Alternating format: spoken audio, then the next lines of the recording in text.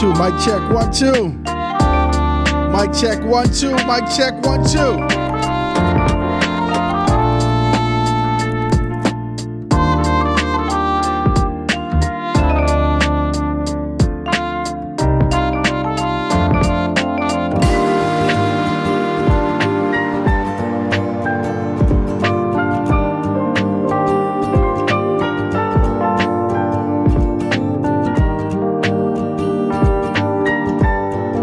I have a dream where the powerful and the powerless will sit at the same table, where the haves will see the have-nots, not as burden, but as brothers, where class will not divide us, but conviction will unite us. That the oligarchs will remember we must all eat, that the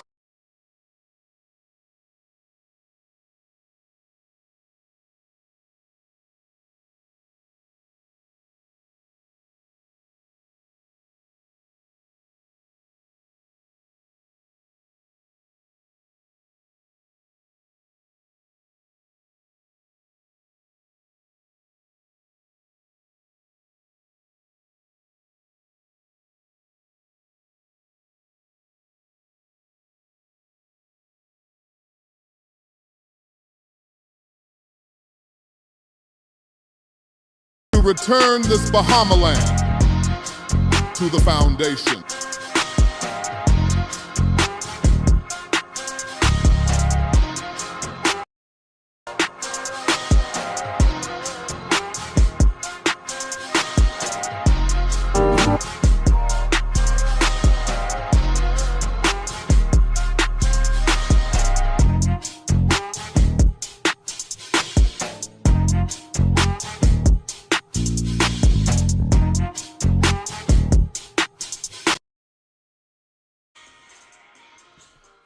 Mic check 1 2. Mic check 1 2. Mic check 1 2. Just checking the mic, ladies and gentlemen. Make sure that we're good to go and we are up and running. Mic check 1 2. Mic check 1 2. All right, ready to jam when you are.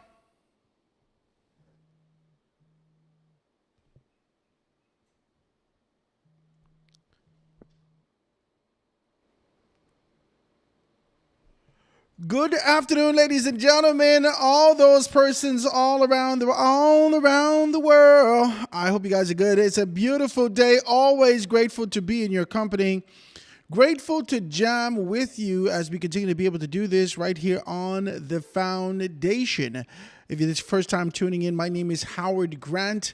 I am a decent man from 8 Mile Rock. Praise God. Talk to me. We're out here being able to do these things. I'm here in the city of Nassau, and we're doing this show live for you in Grand Bahama. So you should be able to hear us live and in full effect in Grand Bahama as we continue to be able to do what we're doing over here in the city. So tell me if you can hear me. Let me know exactly where we are. I'm on YouTube live, guys, also.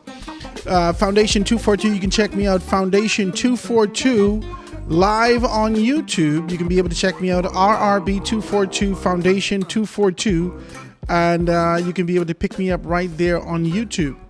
It's a beautiful day. Always grateful to be in your company, like I said, and always grateful to talk like this. We are 20 days away from the general election here in the country. I know a great deal of persons are excited about it. They're talking about it.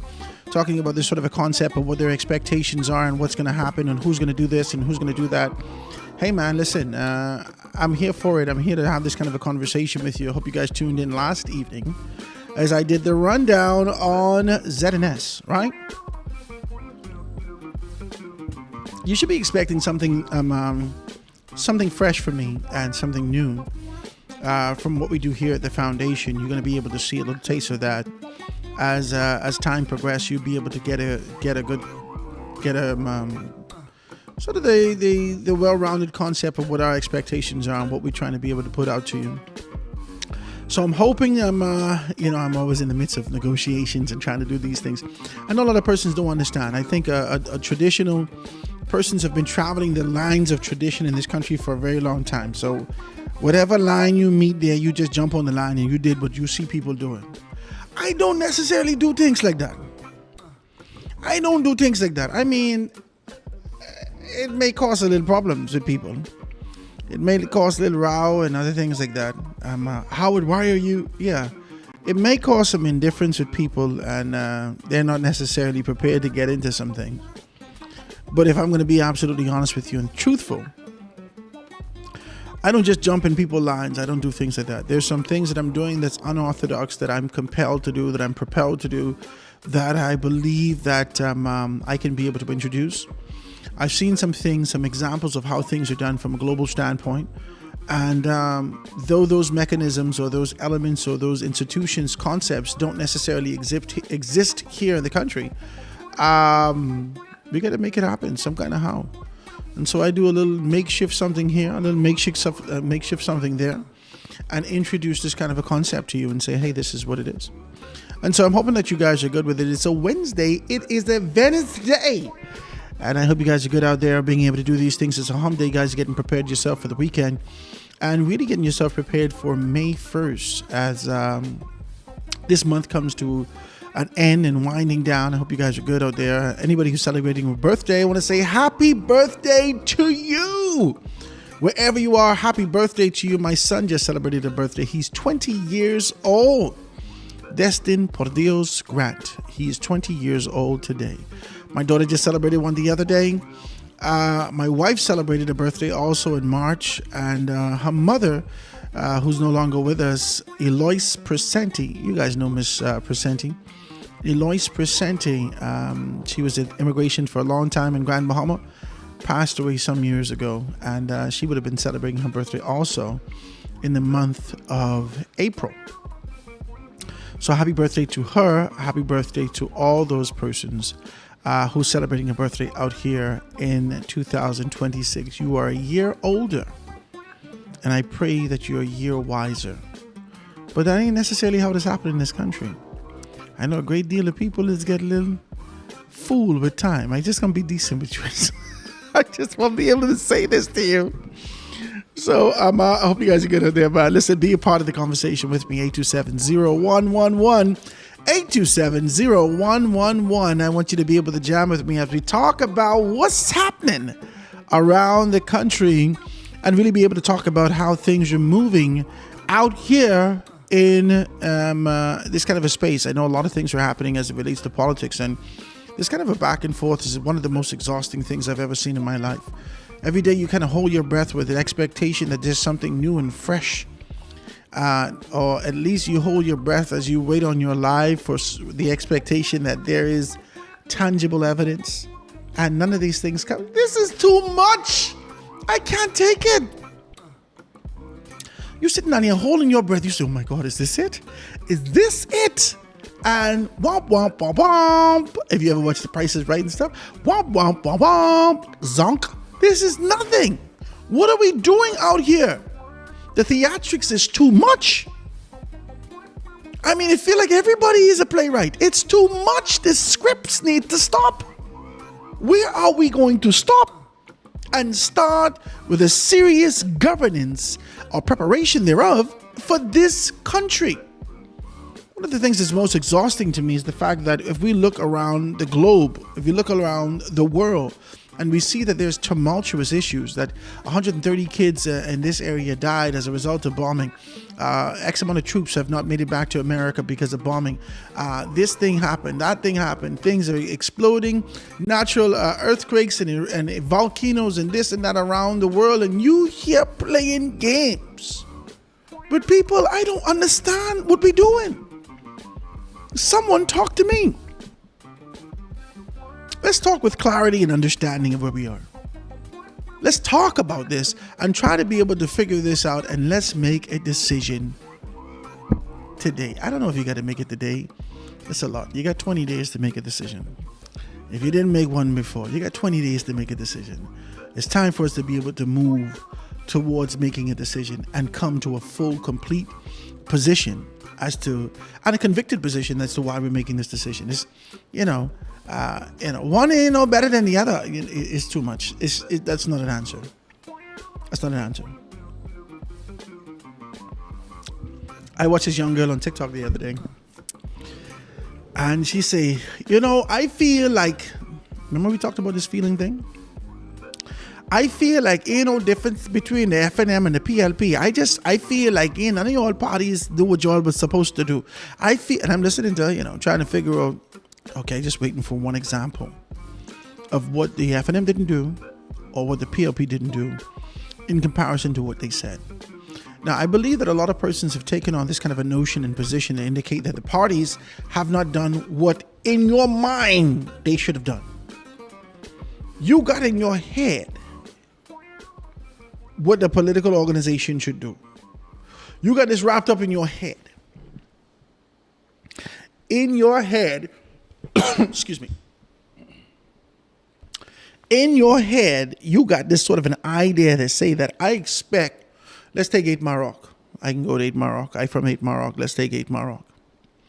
I expect the roads to be clean, the verges to be clean, opportunity, bustling things to happen, to clear down the shopping center in the front, to clean up that area right there, to introduce opportunities for jobs and job creation, to be able to see money move into the economy again, to see tourists moving. I don't know what your subconscious expectation is in your mind, because there's an expectation every one of us have. Every one of us have, and we envision this sort of a concept of what we expect or would like to see happen from a political standpoint. Now, it's in your head. And unfortunately, in our country, because of our education or lack thereof, right? And I'm not fighting you for your C grades. I'm not fighting you for that. I'm just saying to you that we were not prepared to be able to step into certain realms and certain positions. Let's just be very clear about this.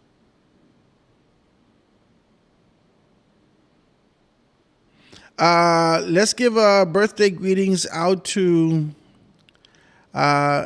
Sybil Archer. Sybil Archer, who celebrates her 105th birthday today. Greetings come from her children, grandchildren, and great-grandchildren. And this is from Kimberly. Sybil Archer. Happy 105th, Sybil. Praise God for you, right? Let's talk about this now. In your head, somewhere in your brains, there is an expectation that you have not articulated. Okay? Sometimes you find yourself in arguments with your spouse. I've done this over the years. I've been married for 23 years. I find myself rowing with my wife sometimes, or upset with her in one way or another, because she hasn't done what I thought she should have done. Talk to me. I never tell a woman do this, I never say a word. In fact, I get so hot with her sometimes. I'd say, but you know what I expect. How she can know? How she can know? How the woman can know what in my head? And I'm mad. Fire mad. Because she know, baby doll, you've been with me. We have this problem with food all the time. We have this problem because I tell you, she's exotic. She wants to try something different. She's like this. I want to go and try something different. I don't have a problem. Let's go. But you don't like to do this. She knows this. I don't like to do this. I ain't into this. Right? And so she'll say, well, I want to try something different. I ain't into that. So Friday nights, she don't cook on Fridays and Saturdays. This is like a traditional thing, So we'd either get some fast food or we go to a restaurant or we do something like that, right? And or order in, get some pizza for the kids, whatever the case may be. But Friday, you don't expect her to cook Friday. Sunday, she can cook, okay? And throughout the week, she can be able to throw a little pot together, or I do it, right, for the kids. But every Friday, she'll say, what do you feel like eating? What do you mean, what I feel like eating, baby doll? Well, what do you feel like eating today? I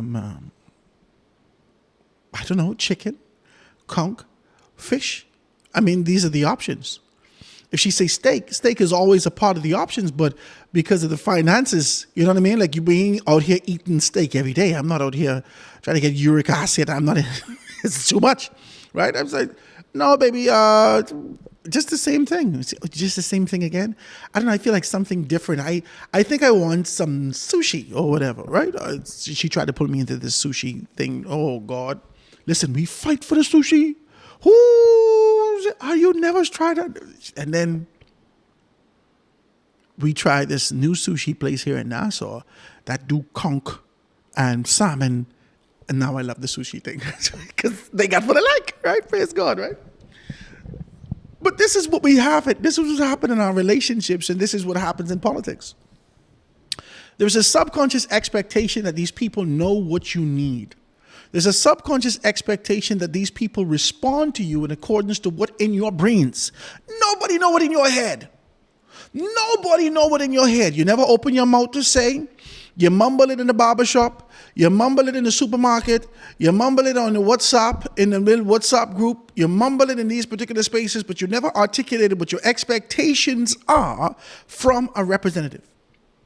So representatives who also have in their head how my representation would look. Talk to me. Let's just be very clear about this. They got it in their head how my representation should look. And if I'm ever afforded an opportunity, I'll do this, this, and this. Let's be clear. If I'm ever afforded an opportunity, I will do this, I'll do this, I'll do this. Let's be clear.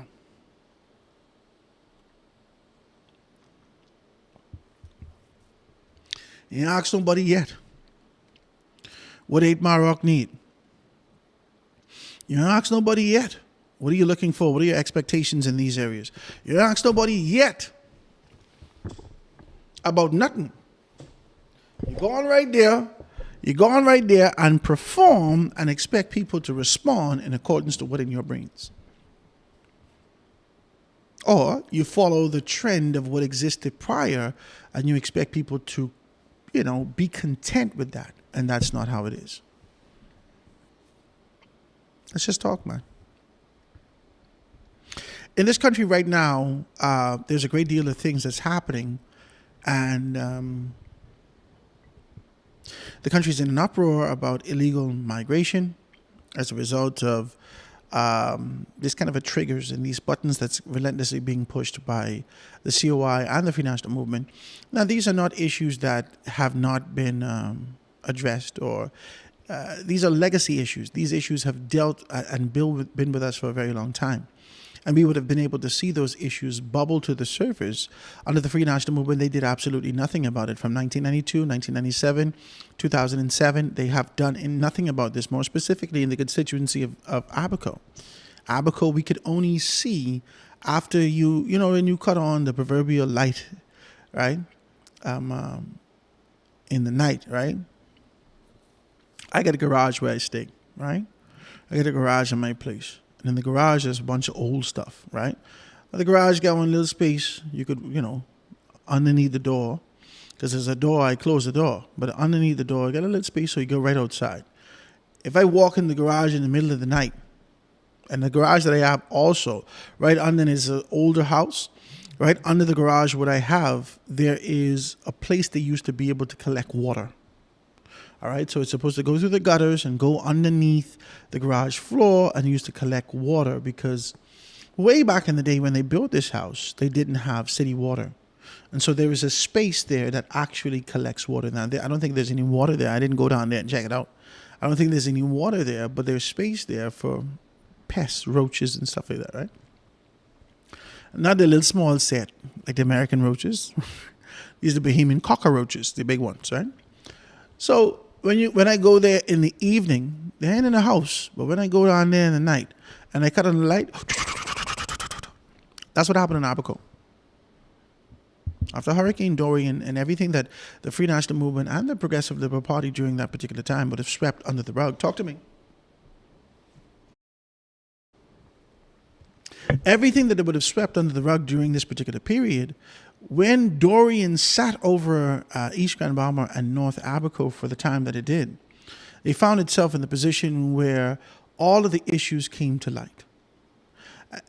The issues from 2010 came to light after the hurricane, after the earthquake in Haiti, when Hubert Alexander Ingram allowed 110 persons to be able to be released from the detention center and never, took account for who these particular persons were. Everything came to head during Dorian. And then, instead of they fixing it, the Free National Movement, they allowed persons to come here in the city of Nassau on the Kendall Isaacs gym.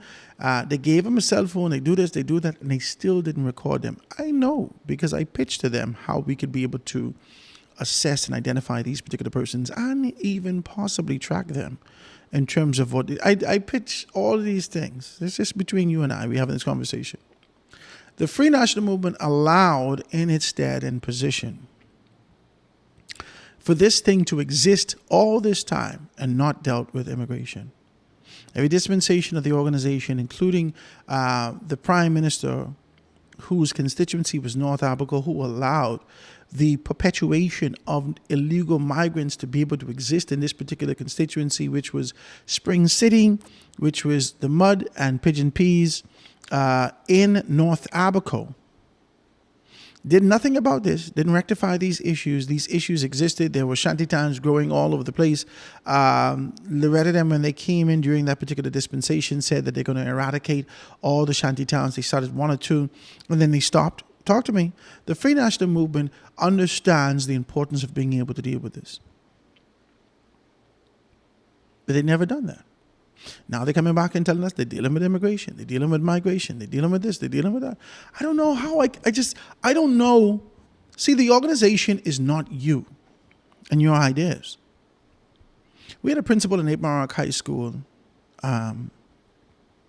during my time, right? Now, just before I came there was a principal that was beloved. Oh, Lord. Somebody text me and tell me her name. In 1993. In 1993, there was a principal. 1992, before I came there at 8 Mile Rock High School, I was looking forward to it because everybody loved Miss Rose. I can't remember what her name was, right? She was never my principal. When we came to 8 Mile Rock High School, they changed principal that year. Oh, we were so disappointed. We came from 8 Mile Rock High School, and we went we came from Martintown Primary School and Bartlett Hill Primary School. Went to 8 Mile Rock High. Would have heard so much great things about this principal. She's the best in the world. She was beautiful, gorgeous, a red lady, short, and she was always engaging.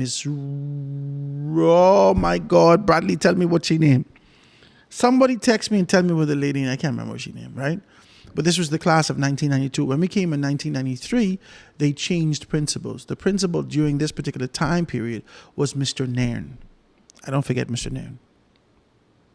Mr. Nairn was a stern guy. He was a disciplined guy. He came there and he brought the spirit of what he did. But the organization, the corporation, the entity, 8 Mile Rock High School, the rules and regulations existed before he came.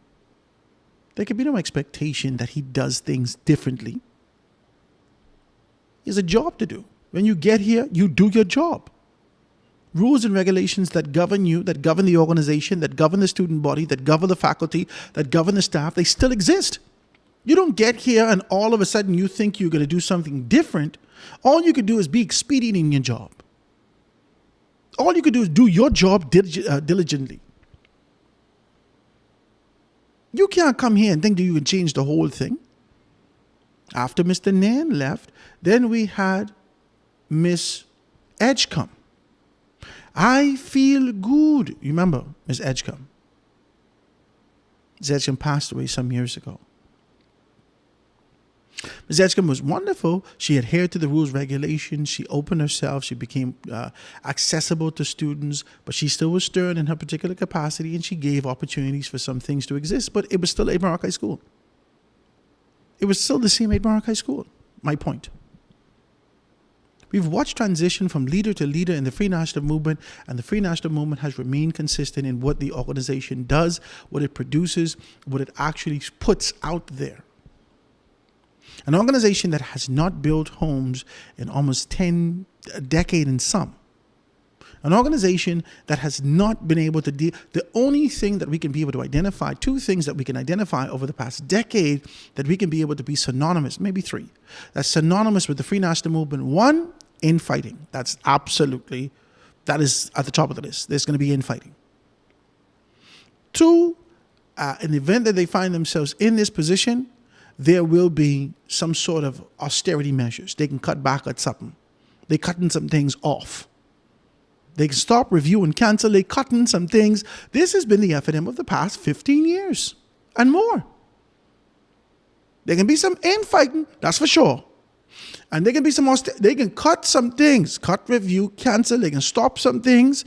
And then they can look at your budget and say, that's a little bit much for you. They can cut that too. Okay?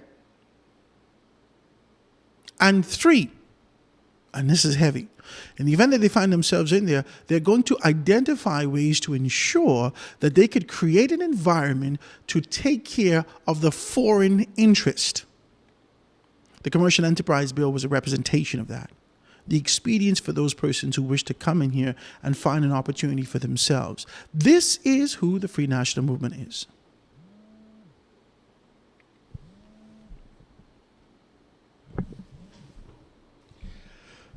Hold on.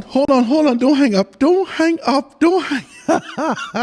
Ladies and gentlemen, Bradley listening to me. I know you was listening, Bradley. Hold on. Let me call you back. Iris Pinder, Miss Pinder. Hold on now. Let me call Bradley back. Good afternoon, Bradley. How are you, sir? I'm good, sir. How are you? Say good afternoon to the Bahamian people out there listening to you. Good afternoon to the Bahamian people. Bradley, what's happening with you? All is well? Everything good. How I know you was listening to me? So, what our principal name when we came to Mark High School, it was Miss Pinder. She was never our principal. Never our principal. She was never our principal. In 90. Ladies and gentlemen, this is Bradley Henfield. Bradley is my very good friend. Very good friend. He's a brother. I might as well tell you the truth. I love Bradley. From here, tell Shalia I say hello. Now, you know Shalia and Bradley. And they are always, but what's it? IMCA? Yes. IMC, right? So you know they've been singing and doing these things. We lost a very good friend of ours, Brunel Wilson, who's been doing that also. But Bradley, it's very good to hear from you, my brother. Iris Pinder, I appreciate you. You're welcome. Thank you so much. See you later. All right. That's Bradley Henfield, my very good friend, and Grandma being able to listen in. So let's talk about this now. When they found themselves in this position, we know that the Free National Movement will do some things. Free National Movement, they can fight. Free National Movement, they can cut. And Free National Movement, they can create an opportunity for these particular persons, external entities, to find a space and find a way to make some things happen. Let's be very clear about this. Okay? Now, as we identify that and we know the core, the nature, the spirit of the organization, how could there possibly be an expectation that they move away from that? We have never moved away from Betelco, even if it was BTC. It's the same thing. They never changed the 11 herbs and spices from KFC, from they name it, Kentucky Fried Chicken to KFC. It's the same thing. From it going to McDonald's to Mickey D's, it's the same thing. I just don't understand. Why do you expect us to be able to believe that there will be any significant changes and that you will do what this organization has never done? I mean, I just want to be decent. I feel like I take in work to these people. This ain't what the objective is.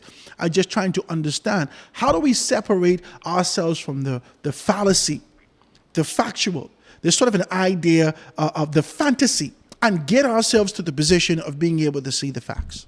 How do we separate ourselves? All of us who are out there, who consume information, who are trying to make a determination, who we can vote for, how we can separate.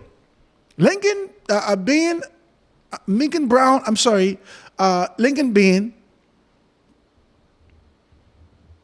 already didn't tell us he can give us $100,000 each.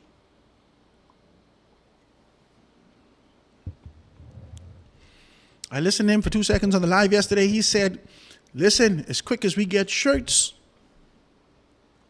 everybody just is coming, get the shirts, man. I ain't buying what he said now doing his live. I'm watching him. He said, everybody's coming, get the shirts, man. The quickest you get shirts, I mean, there was so much shirts we had, and people just came right here, and all the shirts are just gone. I guess you're all waiting to wear it on election day.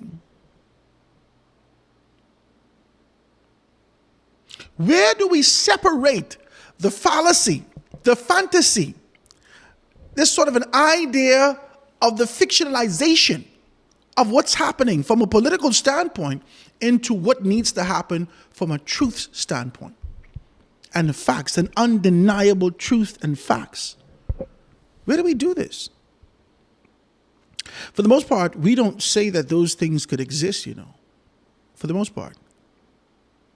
For the most part, we don't call nobody a liar. We ain't going to say Lincoln Bain is a liar. We ain't going to say Michael Pintard is a liar. We ain't going to say Brave Davis is a liar. All we're going to do is look at the undeniable facts that exist in history. Historically, this is what your organization has done. Historically, this is what fringe organizations and fractured organizations have done.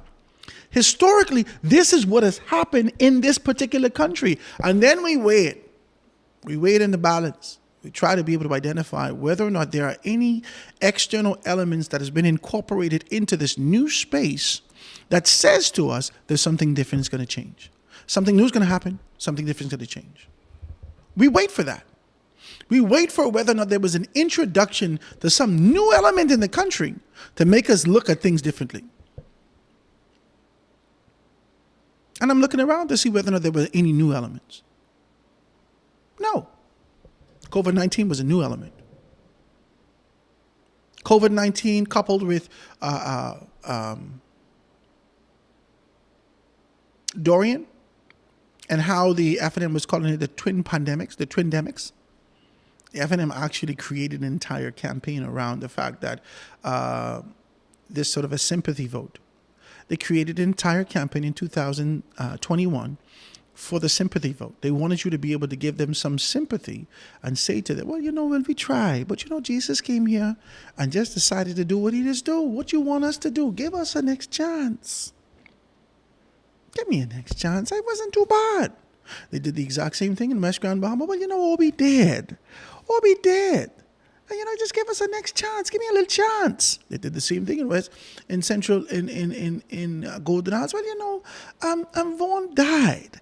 A lot of people just lean on the sympathy vote.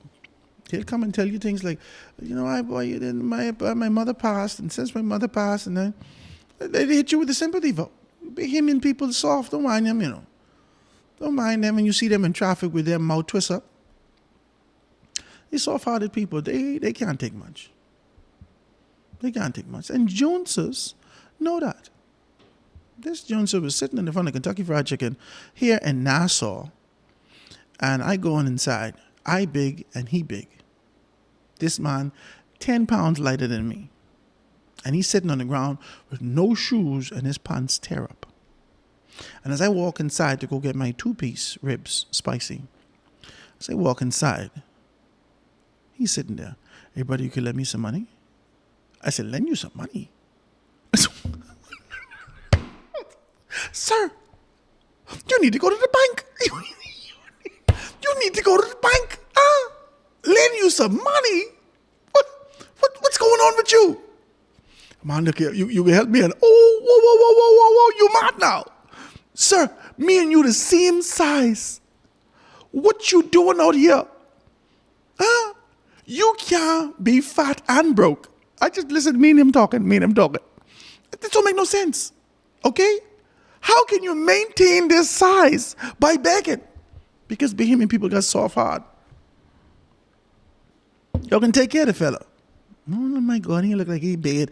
Take $2. He get that 15 times a day. He make $30. He making money. And he ain't work 8 hours yet. We identify that because the Bahamian people, they have a tendency to always gravitate towards the sympathy. Man, you know what? Give the fella a chance. Give the fella a chance.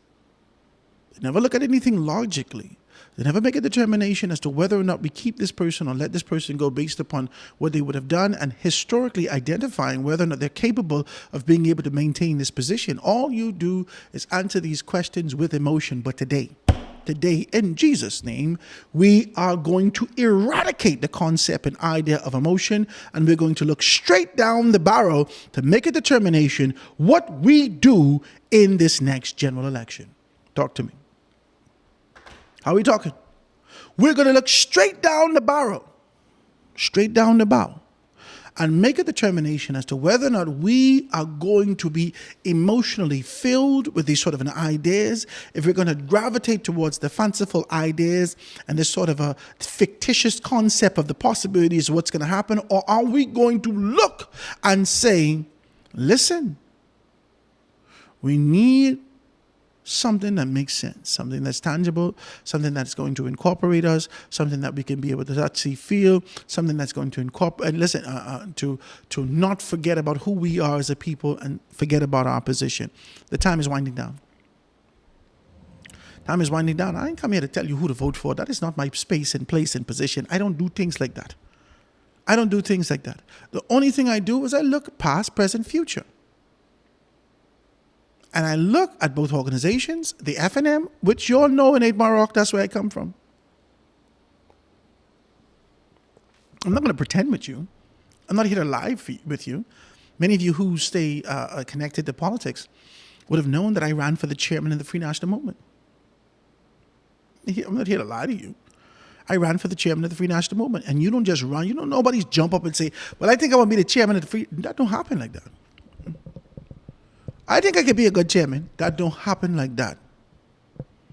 There's some calls you get and some people that say, we want you. That's how it has happened.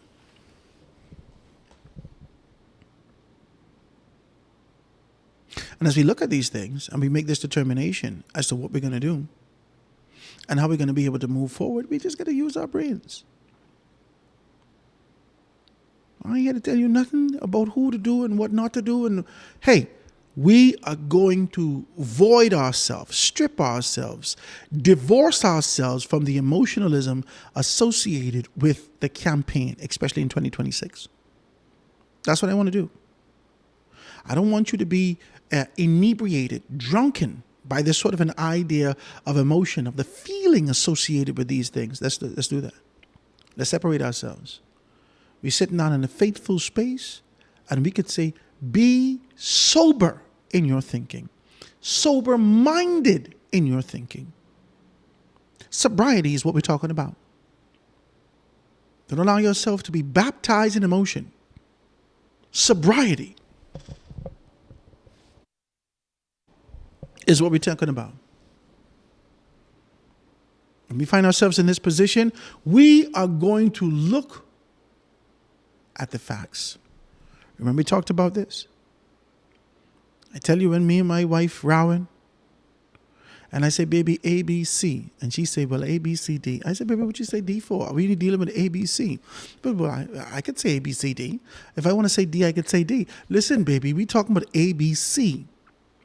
Now, let's identify how we're going to be able to fix A, B, C. Well, I don't feel like A, B, C. I feel like A, B, C, D, 1, 2, 3. Oh, my God, I can't win this argument no more.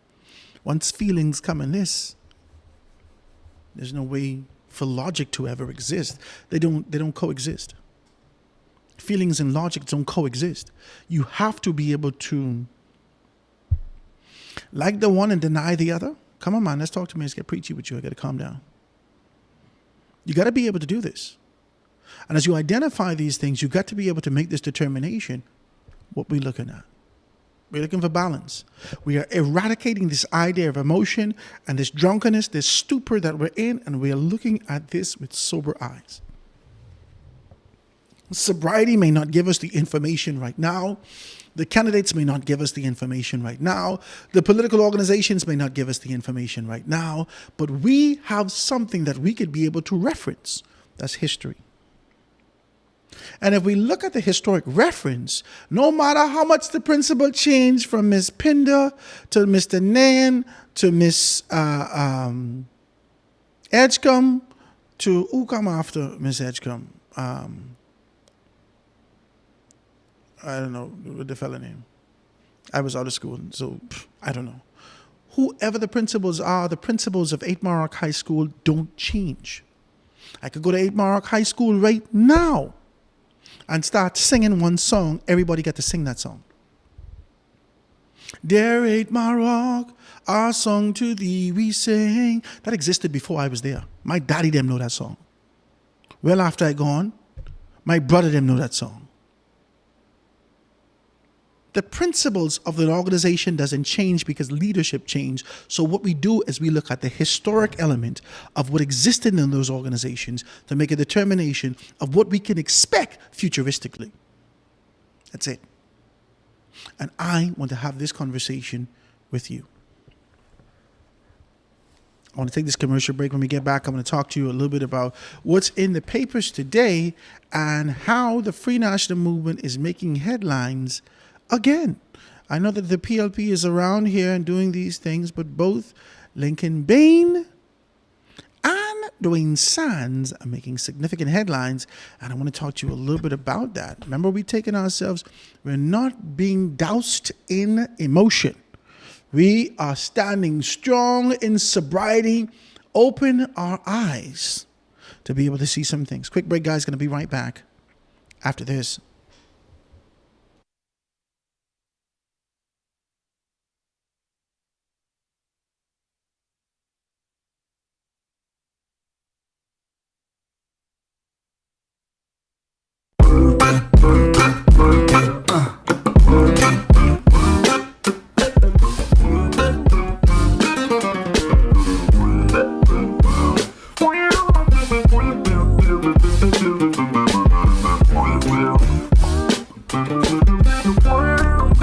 I have a dream where the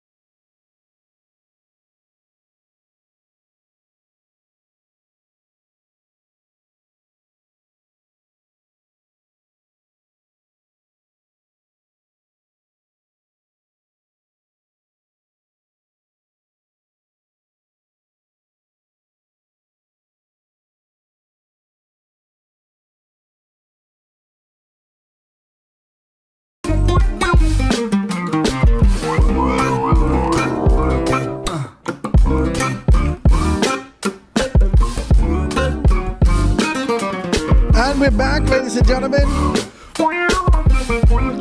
This is Foundation with Howard Grant. Grateful to be in your company. Always grateful to be here as we continue to be able to jam about these things. Now, there's a couple of things that we got to be able to talk about. There's some things that we got to talk about. Get yourselves ready. Get yourself prepared to be able to make a telephone call to me. And remember that we're on a good Christian, decent radio station. You can cuss me. Not today. Amen. Praise God. We got a shield. Hey!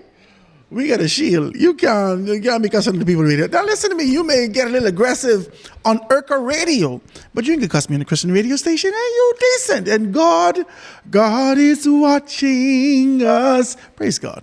So you can cuss me, but get ready yourself. Call me if you want to be able to do that and participate in the conversation. Please do so. 827-0111. 827-0111. We're out here. Remember, I'm not in Grand Bahama. I'm in Nassau, but we're having a great conversation and really being able to participate like this. So I'm grateful that you are here with us and we're talking the way that we are.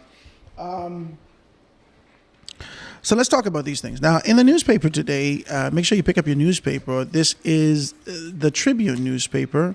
And rules collapse if no enforcement. This is at the front of the paper. Today is April 22nd, 20 days before the general election, right? Brenzo Roll calls for the disciplinary action against Foreign Affairs PS Melvin Seymour. Former Public Service Minister Brenzo Roll is calling for the disciplinary action against the Permanent Secretary Melvin Seymour after the photograph last week in the Progressive Liberal Party paraphernalia wearing, he says he's warning that failing to act would make the rules governing political activity unenforceable and expose the government to challenges. From the public office standpoint, from the public officers previously disciplined under those same rules. This is Mr. Rose, Brenzo Rose, being able to take on this kind of a position. I have a position on that also. In this country, a lot of persons take on this kind of a role and position of being able to speak about the fact that this is a very small country. You don't ever know who is in these particular positions. There's contradictory, and it's an exhausting thing. I'm tired of it. I'm tired of your contradiction. I'm tired of the fact that it's good for Peter, it ain't good for Paul. You've never been able to deal with Peter when there was tribulation associated with those particular things. You allowed it to happen all the time. Now, this is not me saying that they should do this. No, I'm not saying that. I'm saying to you is that enforcement doesn't come when it's politically expedient just for you. Okay? Enforcement shouldn't happen when there's political expedience. I believe that both governments has a responsibility to be able to identify these things. Now, these people are voters. They are part of political organizations. A great deal of these persons were hired as a result of their affiliation with certain organizations. Can I say that? Is it okay to talk like this? It's just what it is. These people, as a result of their commitment, their allegiance to a political organization, after victory for their organization, they find themselves in a strategic position, a position that compensates them. They're paid to be where they are. That's just what it is. Okay? If you use the FNM, you get an opportunity when the FNM come in and you slip right there in government and you say nothing. You just shut up. And have anybody talking around the office and this and that and next thing, you don't make no noise, you stay right there. ZNS is filled with FNMs and PLPs. And in fact, you can see their allegiance, the commitment to their political organization when the House of Assembly is dissolved. I don't care what it is. I don't care who in and who ain't in. Just now, you would have been able to see Jamal Moss, Jay Philippe. Most recently, you would have seen Pakisha Edgecombe. Then you would have seen Obi Wilshcombe. Then you would have seen, who else you see? Picewell. These people come from politics. They was a part of their politics. I don't understand. I don't understand this country. I don't understand. You have a problem with illegal migration when it is perceived that they overrun in areas that you won't be in. But when they could come clean your yard for you on time, they call my Haitian. I can't even get an amen, Jesus. You confusing me. I'm confused. I don't know. I don't know. On one hand, it's a horrible thing. And this could be devastating for the government. And on the next hand, those particular persons who are infiltrated in the government arms and the departments have become, in most instances, in many instances, allegedly, presumably, the freedom of information.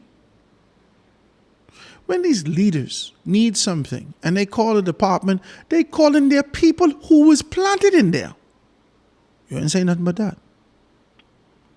When all of a sudden a file go missing and they can't find a file, who you think missed in the file? They take the whole filing cabinet, gone. You can't find the filing cabinet nowhere. Who you think moved these things?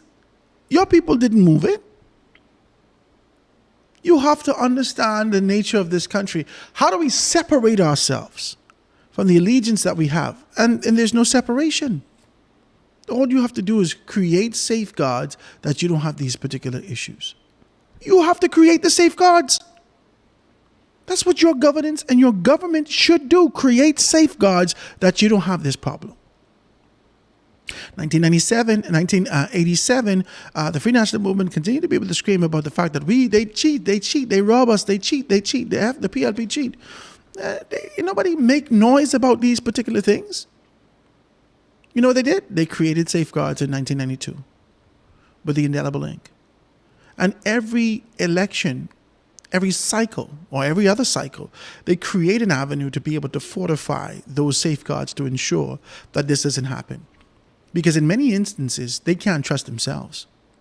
Yeah, because everybody wants to win. And so when we are in a sober period, when we are not in an electoral period, when we can be able to focus on these things, let's focus on this. Let's bring an external entity to be able to oversee this, to mediate this, so we can be able to identify this, and it's fair and balanced for both persons and both organizations on both sides. Let's do this. That's what you do. I don't see any administration, any government focus enough on corruption. I don't think we have an illegal immigration problem. I don't think we have a drug problem. I don't think we have a crime problem. I think we have a corrupt problem, a problem with corruption. Every time we identify these things, some of the issues that we find in this country, somebody stealing money, someone thieving this, someone moving that, all these things are happening, and then we start to be able to unearth things, and a great deal of the time, there's somebody attached to this from law enforcement. I just want to be decent. I just want to be decent with you. I'm not pointing fingers at anyone. I'm saying to you that the proximity, the size of the country has a significant thing. And then also the desire, the insatiable desire for crime and a quick return. There's an appetite that these people you're feeding. There's an appetite here that these people are being fed on a consistent basis. They want to ingest criminality.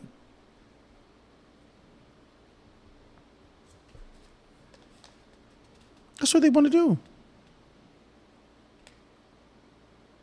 Former public service minister under the Free National Movement, Brenzo Road. You see, I can be decent. Because this is a Christian radio station I own, 103.7 in Grand Bahama Dove. I can be decent. You're probably listening in Grand Bahama. Let's be very clear. I can be decent. This is too much. Let me tell you something. Last night, if you had an opportunity to be able to listen to me on the rundown, I gave a monologue at the top of the show.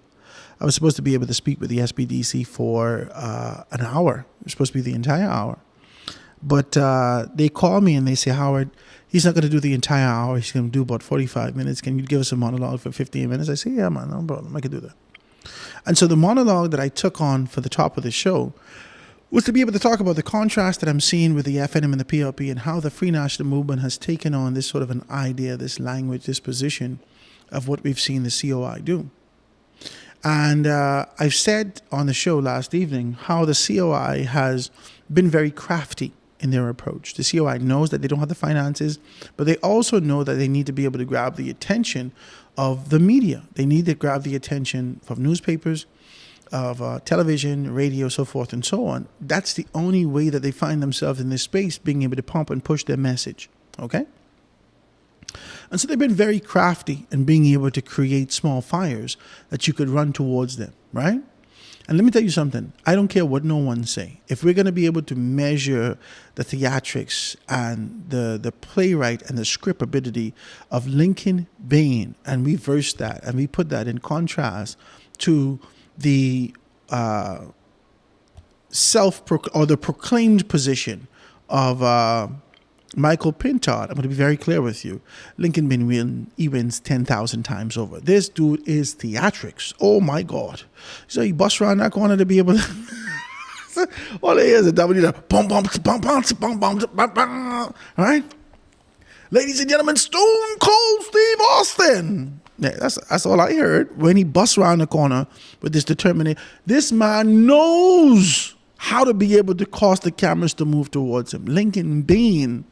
But he's very good. I think that there's a lesson to be learned. There's a master class here for us to be able to learn. Win, lose, or draw. There's a master class here to be able to learn how to do politics in this dispensation in the 21st, 22nd century as we spill into these particular things with Lincoln Bain. Lincoln Bain know how to be able to merge the two environments, the traditional environment where people just go to talk show radio and TV and so forth and so on, and the social media environment that looking for the 7-second clips, that looking for the theatrics, that looking for this kind of excitability. Lincoln Bain is good at doing that. He's very good at doing that. Michael Pintard, in my humble opinion, this is my humble opinion. As I spoke last night, I've seen a lot of a duplication of the efforts of what Lincoln has done and come to the forefront with. I've seen sort of the idea of what our expectations would be from Lincoln Bain represented in the Free National Movement, and more specifically in this leader, Michael Pintard.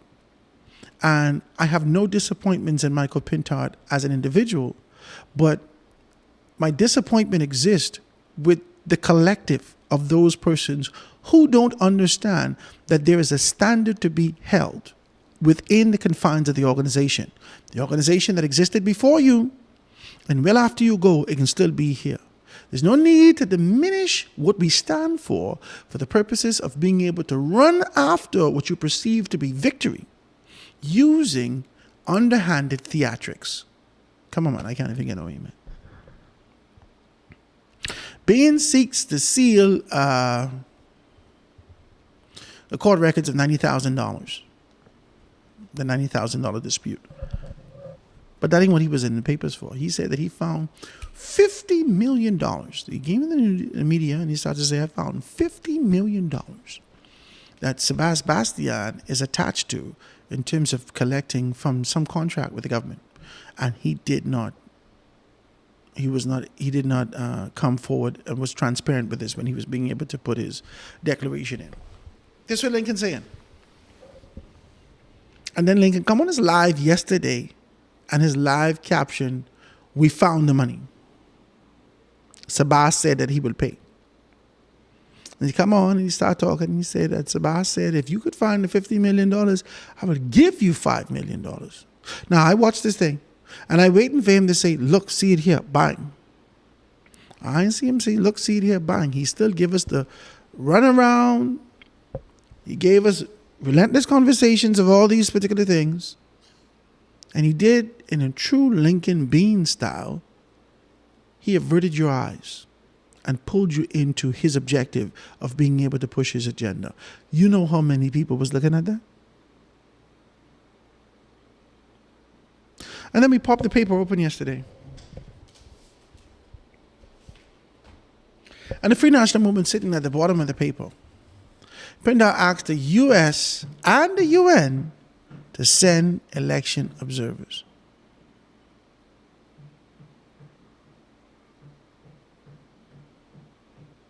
I don't know how to even respond to that, because over the past 20 years or so, there has been observers, and we could remember when there was a cross-country or observation when Hubert Ingram took a small contingent of persons from the Bahamas and took them over to Africa to do observation, and that was that sort of an exchange that existed in there. So this relationship had existed for a very long time. This relationship was not a new one. There was a very clear understanding of what should happen and what has happened. One of the persons who was an observer was Candia.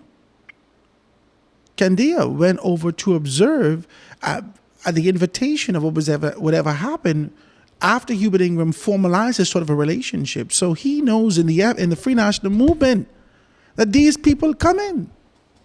The invitation, I read the information from the Charge d'Affaires last night, Kimberly, oh Lord, I forget her last name. The Charge d'Affaires of the United States of America wrote back Michael Pintard, and it has indicated that there was an official invite from Government House. There was an official invite by the government of the Bahamas, and we will be there. And so there was no need for the theatrics associated with the fact that you need to be able to say and plant in the subconscious of the Bahamian people mind that there is some skullduggery afoot. I'm telling you, this is theatrics, man. This is a joke. This can't be real. This is a joke. And then I'm looking at this, and to be able to score higher points, there is a fraction of the organization right now that has a significant conviction. And they have a strong position as it relates to the national lottery. Now, the leadership has changed, but the body who has to be able to come to a collective agreement on this still stands the same. These are the same people. But all of a sudden, you want to be able to articulate and put down into words and present to the Bahamian people that we are moving towards a national lottery. I don't understand what's happening. This concept was introduced to the Bahamian people first in the referendum, the conceptual idea of the possibility of these particular things happen, and we rejected it all. We reject all these things. We reject all these things. The government of the Bahamas, which is the PLP, made a determination within themselves, which was a part of their defeat. Can I say this? A part of their defeat. They decided for us, after we rejected the concept. And now you reintroduce the same thing. What kind of regurgitation is this, my brother? I don't understand.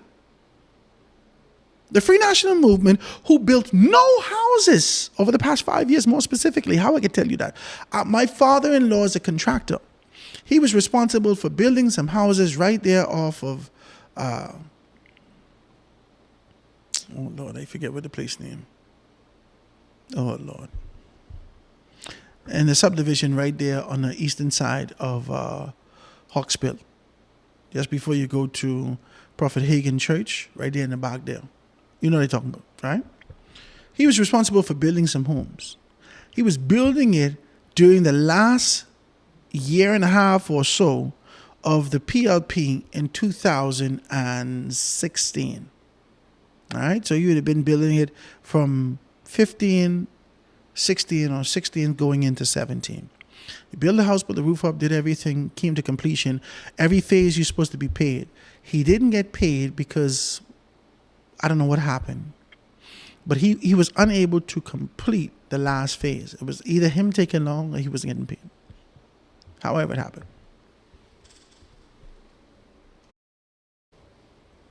And the entire time, because this is a contractual obligation, and the government of the because he didn't set up a contract with the PLP or set up a contract with the FNM.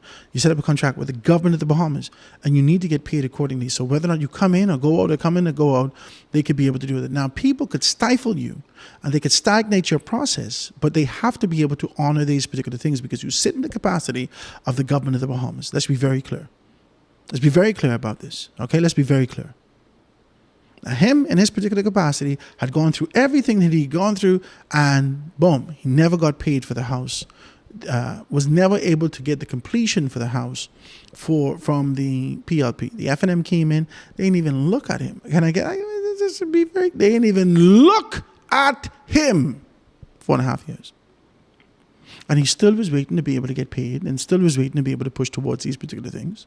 They ain't build no new house. They ain't call him back to do nothing else. They ain't do nothing in Grand Bahama. And then boom, the PLB came in and he was able to get re-engaged with some things. An administration who has never even given consideration for national accommodation in these particular states. Not under this new regime and new leadership, that's for sure. And all of a sudden, we're going to build 5,000 homes in 5 years. Do you know that if he doesn't build houses, 3 homes a day, if he doesn't build 30 homes in the first 100 days, he could never meet his mark?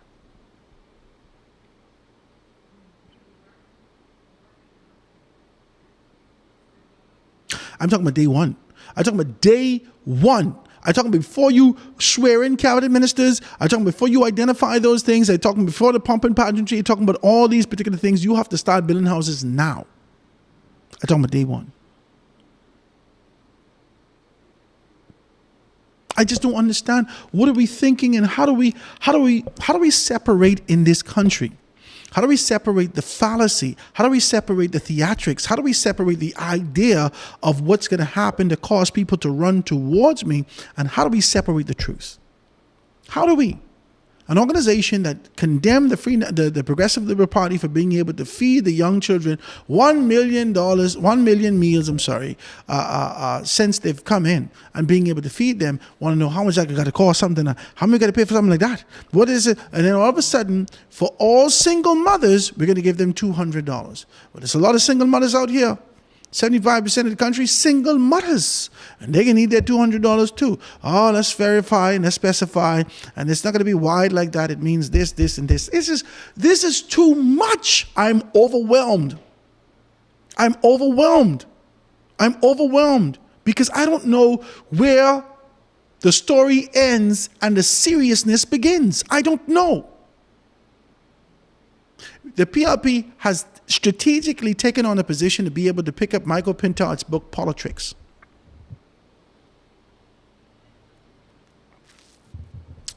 The PLP strategically and specifically has taken on this kind of a concept and idea to pick up Michael Pintard's book, Politricks.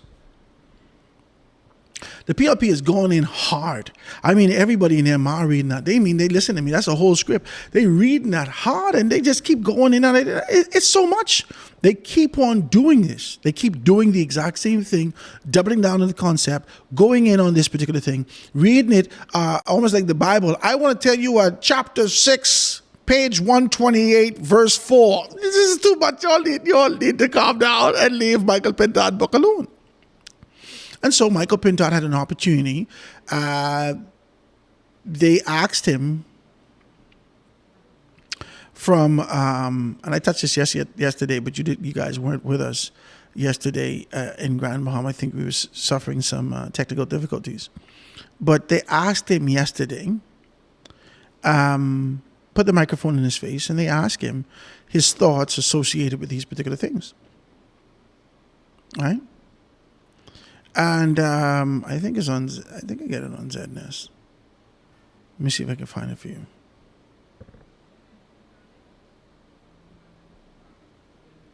They ask him, they put the microphone in his face, and they ask him, they say, Michael Pintard, what about this? And he started to tell you, these people can't read. They don't understand. They don't this. They don't. Oh, no, let's find it out. Because I don't just want putting words in a man's mouth. I wouldn't do something like that. I'd like you to be able to hear it for yourself. So I want to be able to pull it up so you can be able to see that. All right? So let me swim through these things and see exactly what's what before we get into it.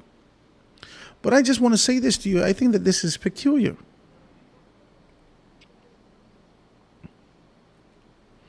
I think it's peculiar that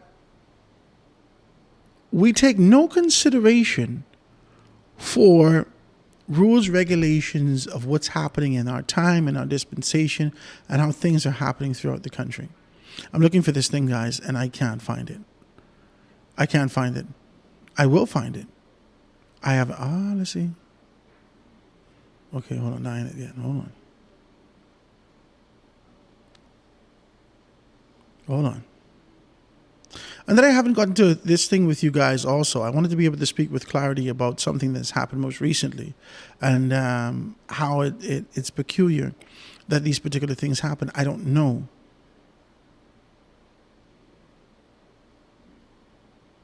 I don't know why they're doing this. Guys, you're going to have to let me find this someplace else. Yeah. You're going to have to let me find this someplace else.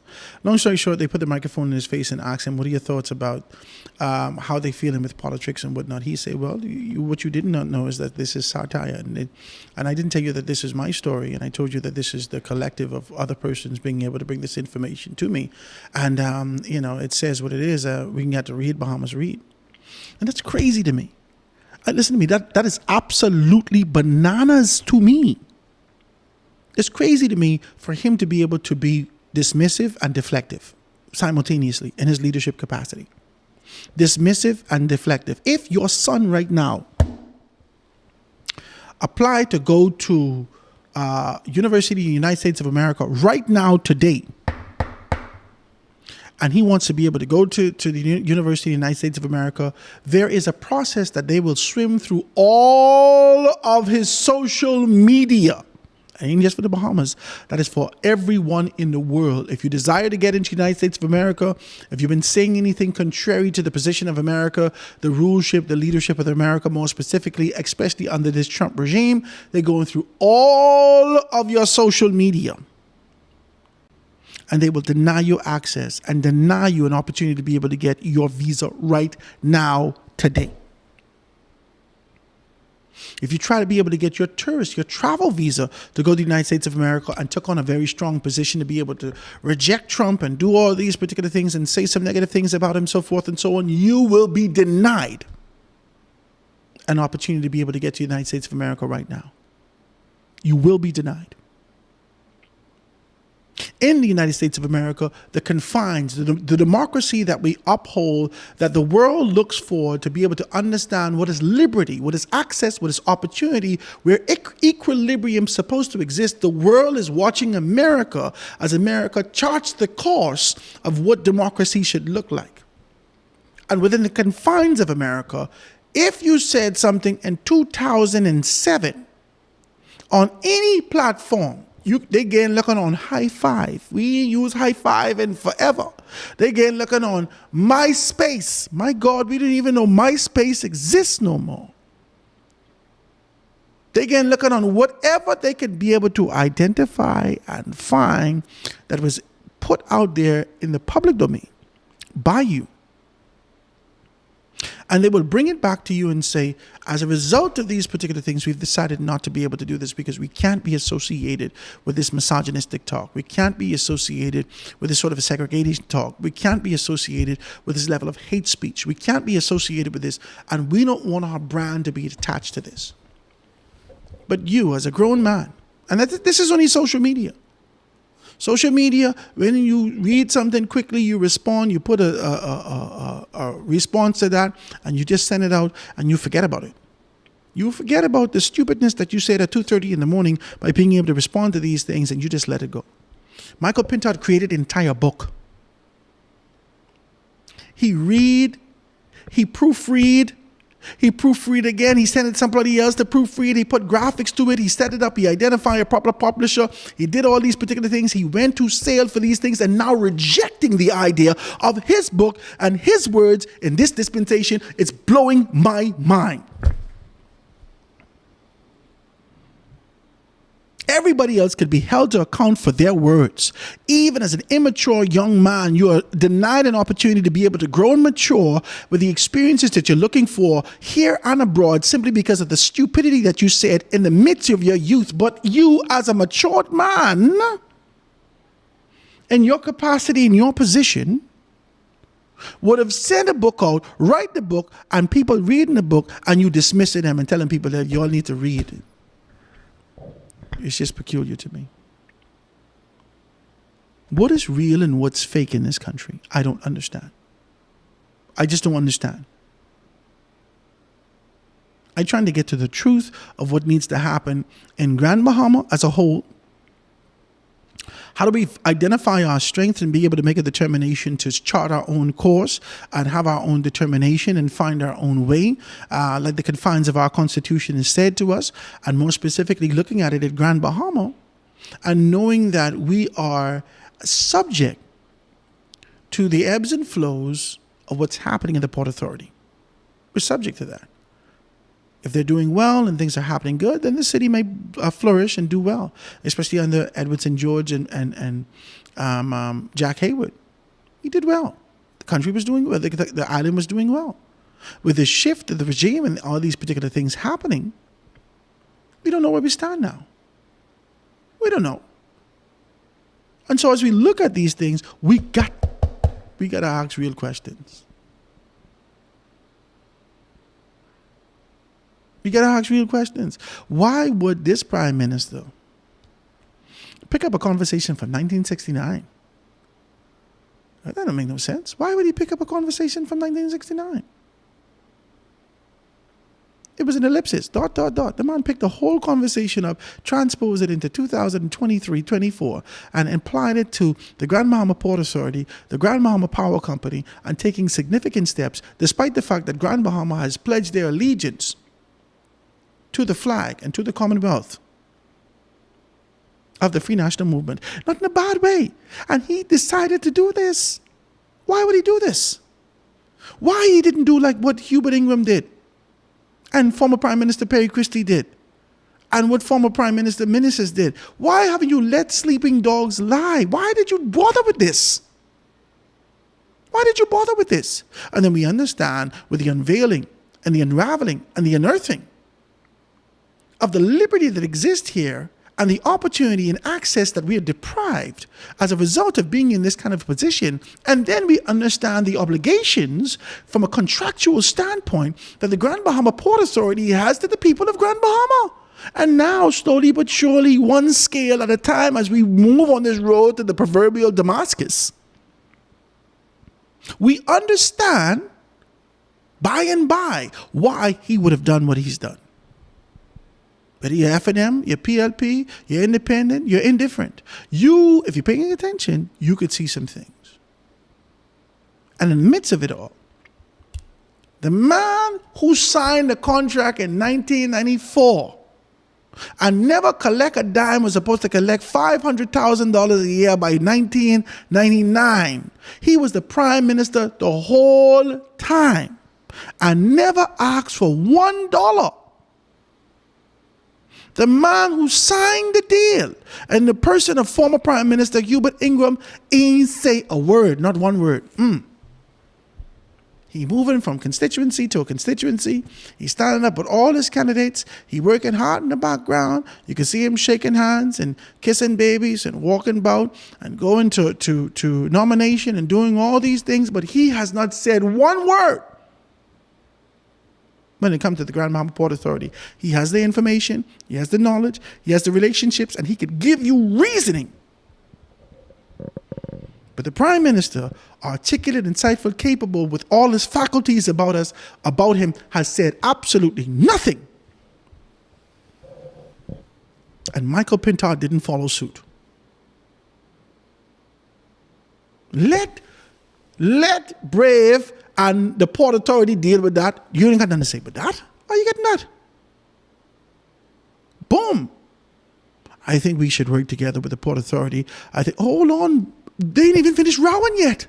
We can't make a decision what we can do before we get the row over. The row got to be able to bring everything to the forefront, so everyone could know how we can make a decision going forward. If you jump in pre-row, you show allegiance where it shouldn't be, especially with the aspirations that you have to sit in a position of national importance, national growth and direction. I just watching it, and I don't understand. I'm baffled. I'm baffled. And I hope the best for all of them, but I don't know whether or not we can see anything different. Because as I said to you, there are three things that the Free National Movement will do and has done historically. One, there will be infighting. They've shown us that. The only time that they don't give us infighting is when Hubert Alexander Ingram, or affectionately known within the confines of the Free National Movement, Papa, in place. Other than that, they fighting. They have been fighting now for the past 5 years in the organization, and the fight continues. Today in the newspaper, the Free National Movement to remove Minnis from the party in due course. All this campaigning to do, all this vision to spew and to put out there. The Free National Movement has taken on this kind of position to say, despite it all, because Minnis decided to be able to step down as an independent, as a prime minister, and as Minnis with Minnis words, who's been abandoned by the Free National Movement, and he still has political aspirations, stood up with his wife, Renwood, and other persons. Jit Culmer, you know Jit was there. Jit Culmer, all them, they standing up around him in Kalani in his baby blue clothes, and whatever the case may be. I think he was wearing baby blue or white, one of the others. I can't remember good, right? Standing there, looking regal, have a great team behind him, and say, this is what we're going to do in Kalani. Now, all of a sudden, the trifecta of leadership in the Free National Movement have a problem with that. They come in the newspaper today, Free National Movement. Hold on now, let me get my glasses. I got to put this on like this, just at the edge of my nose, because I can't see it like that. All right. Free National Movement Chairman Dwayne Sands said that the party will move to remove former leader Dr. Hubert Minnis as a member in due course, but declined to say when, insisting that the party has far more important things to focus on during the election campaign. What are you all doing? What are you all doing? Oh my God, who is advising you all people?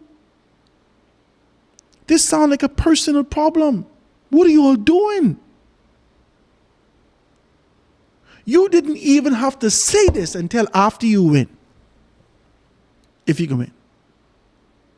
You didn't even have to say this. Why did you bring this out before the election? Why are you so bothered? Why are you so bothered by Hubert Alexander Minnis that you felt in the middle of an election cycle as the people of the Bahamas, who I then tell you are tender-hearted and emotional? Why would you say this? Why? People then feel, oh, Jesus is, my God, you see what they do to Minnis? Oh, God. My God, they shouldn't have do that to Minnis, eh? He was the only one outside of Ingram who could have won anything. I'm the only man who could have won. See, Tommy couldn't do it. And as much as they love Cesar couldn't do it. Ingram did it. They love Ingram. Minnis did it. They hated Minnis. My God, and Minnis stand right there and let Loretta beat up on him. He didn't say nothing, and he still won. And they let the man go. My God. If I was in Kalani, I would vote for him. You don't need to stop Bahamian people are tender-hearted with these things. They ain't here to read the tea leaves and read all the logic and all. Bahamian people go from an emotional standpoint and make a decision. Why are you helping people vote for Minnis?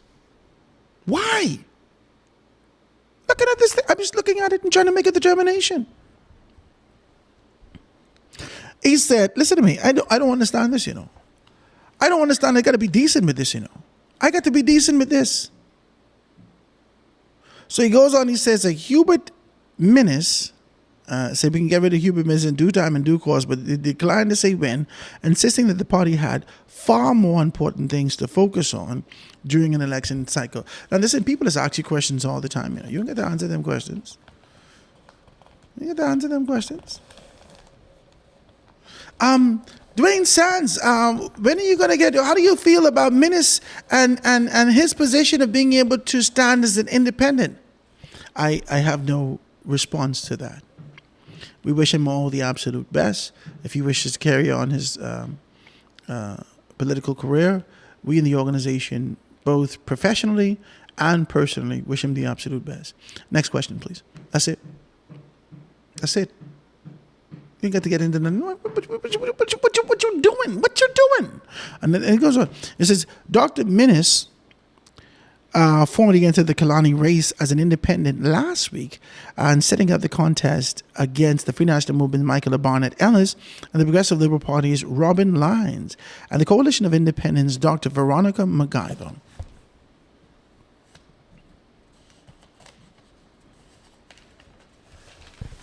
And then it goes on to be able to talk about these things. He said, Sands says Minnis is seeking attention and will lose Kalani. Well, if I'm going to be absolutely honest with you, I can't believe nothing Sands says politically because he knows exactly how a loser looks. Not in a bad way. I just want to be decent with you. He's a 75% loser from a political standpoint. Anytime he go for the constituency. And he couldn't go back to Elizabeth, so he had to move. Is this an inappropriate conversation? Are we having a good conversation? Are we talking about these particular things? Are we looking at these things? Is it too much? Is it feel like I'm ramming something down your throat? Am I saying anything? Or are we just trying to make sense of this all? Because I feel like it's theatrics. It's theatrical. Well, how come you ain't taking it to work from the PLP?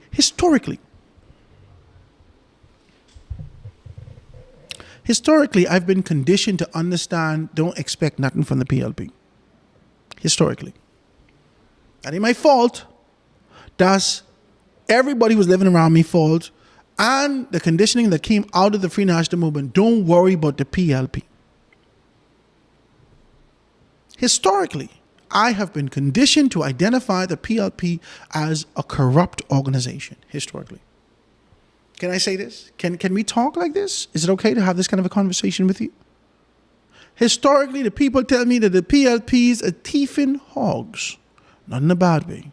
This is what they said to me, historically.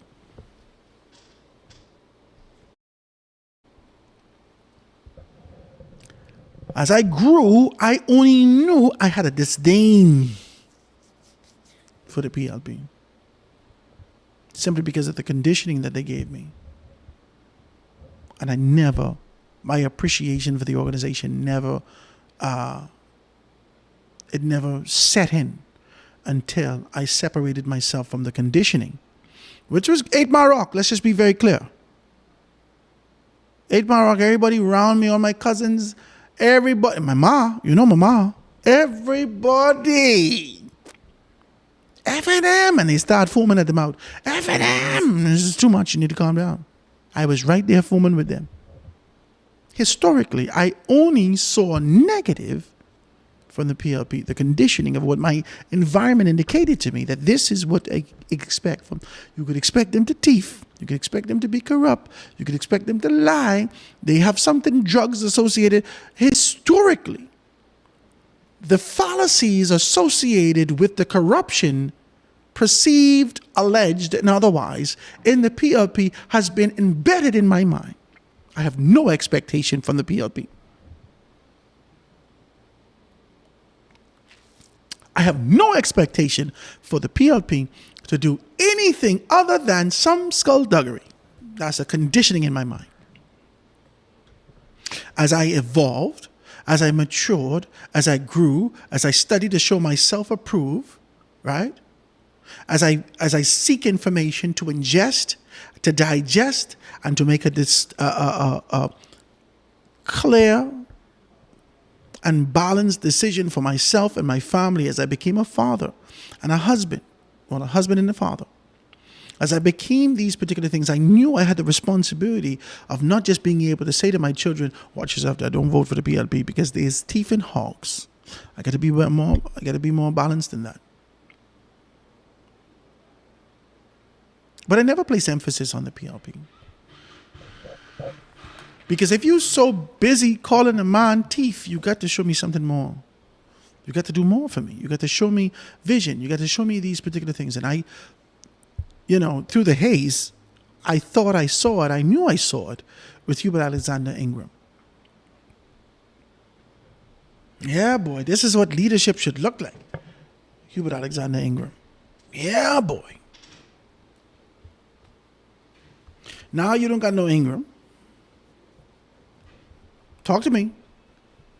Well, not at the forefront. And the PRP is giving you blueprint for change, blueprint for progress, breaking these things down, making modifications in their organization whilst they were defeated. They've gone through all these particular things, and all you can do is give me the perceived idea of what existed in the organization from before. This is a corrupt organization. And the Free National Movement doing all the infighting, members of parliament going before courts, the allegations levied against members of parliament, all these particular things. Peter ain't no better than Paul, but you're fighting them. And since you have placed yourself socially in such a position that you've said that you're elevated from a moral standpoint above, far above the PLP, then tell me what you got. And as I look at what you got, I don't see what you tell me. That's all this is. Howard, are you holding the Free National Movement to a higher standard? I don't think I am. The Free National Movement has placed themselves in tiers far above the PLP, especially when Hubert Ingram was there. And we saw people like Branford McCartney and Earl DeVoe, and you saw Branford McCartney, we saw Earl DeVoe, we saw who else we saw? Carl Bethel, Shivago Lang. When we saw these people represent and come forward in the Free National Movement, we never asked their credentials. We never asked them. We didn't say, well, who your ma is and what you going to school? Hubert Ingram picked them. We get with them. And all of a sudden, I don't care if they was illiterate. You know, they smart. Hubert Ingram chose them. They smart, baby. They smart. Listen to me. I don't care if they was dumb, deaf, and blind. If Hubert Ingram chose them, we automatically put a crown of celestial intelligence upon them, my God, and the robe that floweth in the community, and you dare say something about them, we mad at you.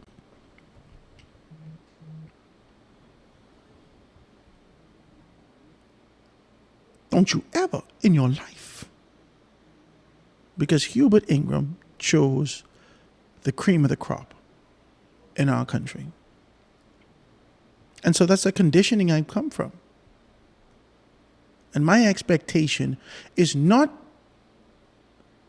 to see and make modifications because leadership has changed. I'm telling you, I had problems with Minnis and some of the choices that Minnis has made. I question the choices that Minnis made for these particular men to come to the forefront. I question their choices. Let's just shoot straight. I question it. Hold on. Who this fella is? Jesus. What Minnis into? Well, who these people is? I never question a choice. And he says, Ken Russell, I didn't open my mouth.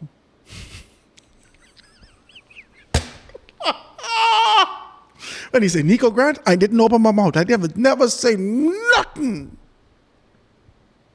I let it slide. As soon as Ken Russell deflected and said something to Elkino who passed, my cousin Elkino Pinder, he passed away. You guys know him in Grand Bahama, right? As soon as he said something, remember he was supposed to be Shark Rock Project, and we went to a meeting, and Elkino jumped up because he's emotional. He said, well, I got to say something I can't believe, in front of Hubert Ingram. The next day, Ken was gone. I say, you know something? I expected this from Ken. Listen, the whole time I never say nothing but Ken, you know? The whole time I never say nothing but this man. Never. But the first time he made a mistake, I expected this from this man. I don't know why Hubert Ingram put him there, no how. That's how we go. That's how we go. We ride with the boss man. With the chief, the papa. We ride with him. Never question nothing. Anybody else come after him, we question everything. I get more questions than answers from some decisions that were made to select certain candidates in strategic constituencies that, in my mind, doesn't pair well and don't make sense. But, you know, I'm in the people body. I don't get to say nothing. I only get to say it from afar off.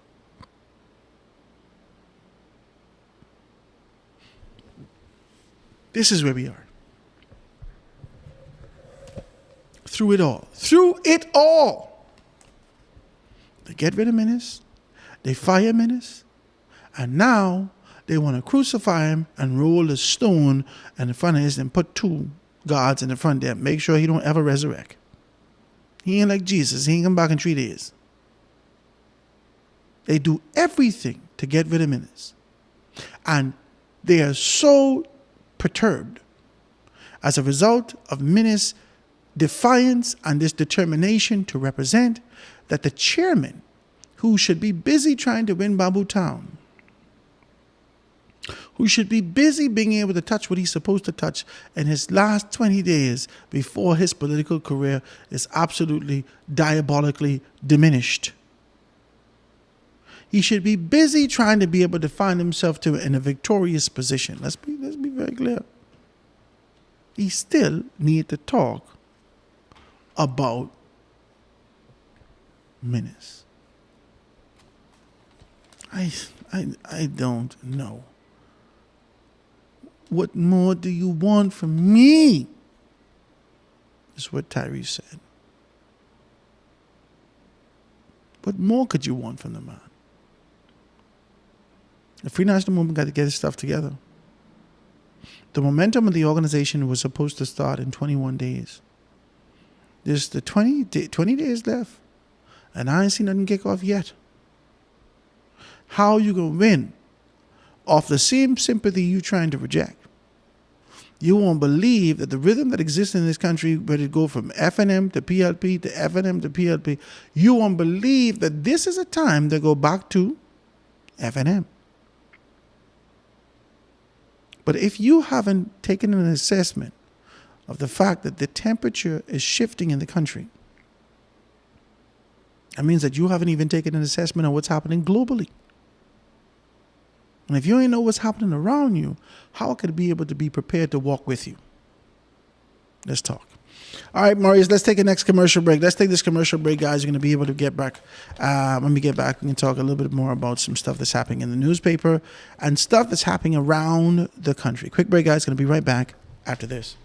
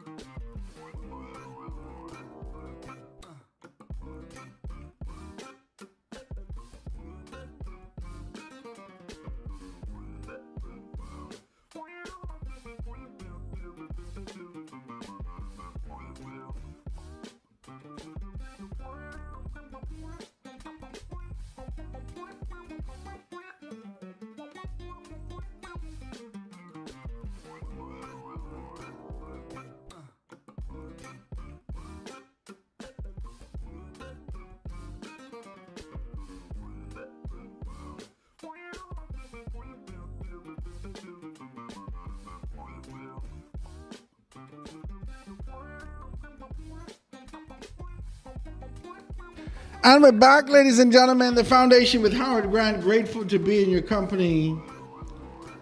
Always grateful to be with you as we continue to be able to jam about where we are and where we're moving towards in the country. Guys, if you want to be a part of the conversation, to lend me your commentary, I'd love you to do that. Give me a call, 827-0111, 827-0111. We're here and we're talking about where we are from a national standpoint. I hate to put the F&M in sort of the target range to have this kind of a conversation about it, because man, listen to me, man. I can't lie to you. I have greater expectations. There was this young lady that I was infatuated with when I was young. It was this young lady I was infatuated with when I was young. All right? And only in retrospect, after maturity and development, that I can look back and give God praise that I didn't find myself embroiled or entangled in any relationship with her. Why? Not because she's a horrible person or whatnot. She just wasn't for me. Now, what I mean by that, I said there was more than one. There was another one also. There was another one. In the 5th grade, this girl told me, she says, Howard, in the 5th grade. Now, up to this day, she don't know why I never pulled the trigger and said, like, we just go, right? You remember that? Child, we just go, right? You remember that, right? Right, so up to this day, she don't know why. It was a conversation I will never forget. We were in the 5th grade. And she called me. We was in the 5th grade. I was a little boy in the 5th grade. My daddy we had just moved in our home. No, we hadn't even moved in our home yet. No, because if I was in our home, then we was in the 7th grade, okay? We was in the 7th grade. Let me be decent. We was in the 7th grade, okay? Because we had moved in my father and my mother's father home in the back. So she called me one day, and you just talking on the phone, talk your guts out. You ain't had nothing to say. She didn't go to our school anymore, so she left and she went to another school. So we were always keep in contact via phone. And she said one day, she said, Howard, I like you. So I said, okay, I appreciate it, right? And she just started talking. She said, Howard, I want to marry you. I said, oh, really? Okay. 7th grade now, right? Now I read it and see a new number at 8 Mark High School. I said, ooh, this is nice. She called me. She said, Howard, I'm in love with you. I said, oh, you could love me with your name. He's literally, I don't think we understand love yet. Well, it doesn't matter. I want to marry you. And this is what she said. She said, I'm going to marry you. And even if you cheat on me and have a bunch of children, I just want to be with you. As little children, she said that. I knew I never wanted around me. Not from a formal standpoint, not from a relational standpoint, because I need a woman with strength. I need a woman who, if I'm peering off, that could be able to say, what are you doing? Let's get back on course. I needed a woman who could pour into me. I needed a woman who was mine and I was hers. And that's the position that we have to stand in. I don't need a woman who could identify my faults and never point it out. I don't need a woman who could be able to say something to me and just allow me to run willy-nilly all over the place. There's some people who have to pour into you, man. There's some people who have to, that you have a greater expectation for them. And when they go off that course, there's no expectation to be able to pull back. I need an organization that can be able to show me the integrity in governance that I've been looking for. I need an organization, after you've told me about the corruption of the one that exists, I need you to be able to show me something different and do something different for the true growth and development of where we're going as a people, as a nation. I don't need you to tell me this and then comply. I don't need you to, I don't need that. And so you may consider me putting the F&M to work is because I expected them to be able to be the one to pour into me. That's what I expect. I expected them to be the one. I don't care if they change and shift and leadership has shifted. I expected them to be the one to pour back into me, individually and into us collectively. I expect them, after years of being able to identify the corruption, alleged, perceived, and otherwise, in the opposition, Her Majesty's royal opposition, or the government at some points, I expect them to be able to go and take a different course. And when they don't do that, when they produce and perform and present contrary to the things that they espouse, I looking at the opposition hard, I looking at the PLP hard, never. I looking at you hard. I could never row my daughter for dressing loose like a goose if this is the standard that we've set. Carrying herself, using certain language, drinking and these things from bottle, drinking rum in the public, doing this, I can't have if I've never created a standard with an expectation of performance and execution and how you carry yourself, how I could say anything to these people? How I could rouse somebody else's daughter for the expectations that I have of mine? How I get in these people's business? How I could row and cuss somebody else's son out? Oh, you shouldn't be carrying yourself like this. I don't know these people. I don't know, nothing to do with them. Nothing. How I could cuss the PLP out? Well, how would you could do it from a governance standpoint? There was an expectation. You didn't tell me these people corrupt. What I could expect from a corrupt man?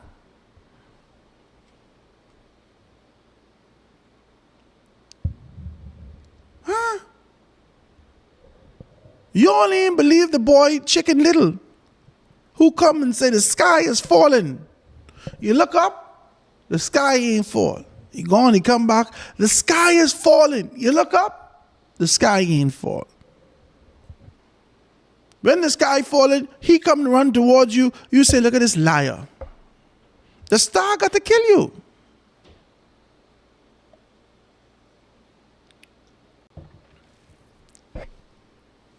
Let's just shoot straight, please.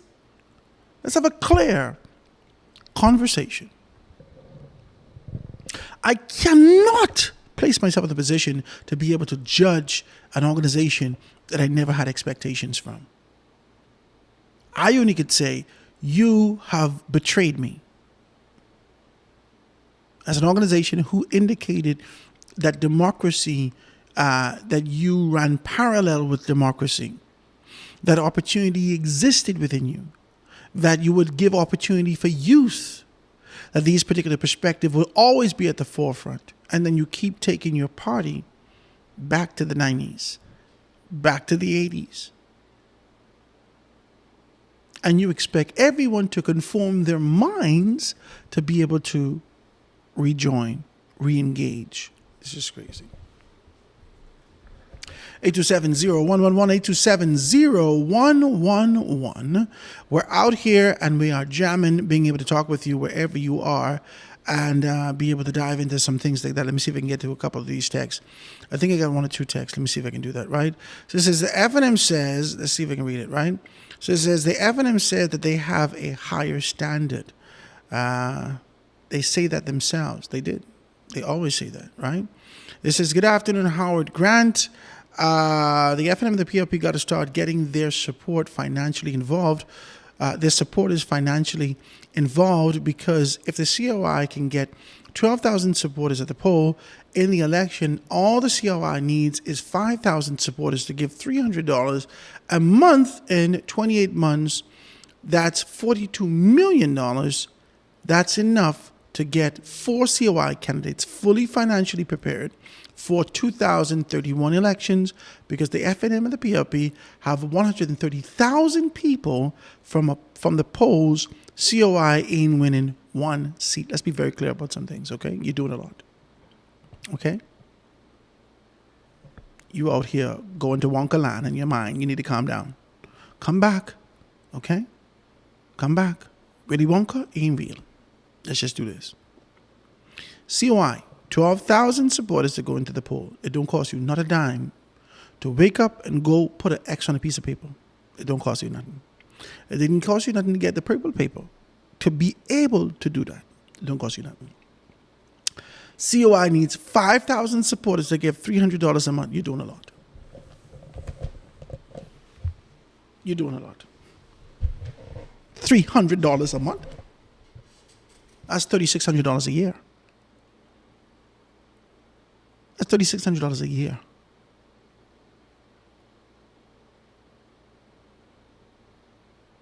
You don't. These COI got your energy. Listen to me. You see some of the declarations for some of the COI candidates. They ain't making $300 a month. Don't bring it to the headquarters. My God, it's gone. No, what you doing? Hey, listen, I just want to bring this $300 to help with the idea of you all being able to really nominate in 2031. So put this down. Yeah. Leave it right there. Where you put it? Right there. No. You rest it right in my purse. Yo, you're doing a lot. You're doing a lot. $300 a month. 10 people bring that to my constituency office every month. That's $3,000. What?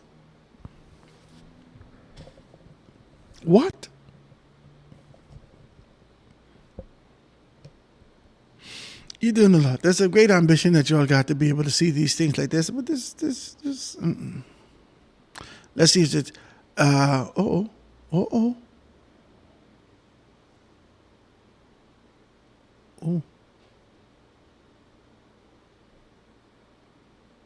Somebody sent me some pictures of some double doors. Nice.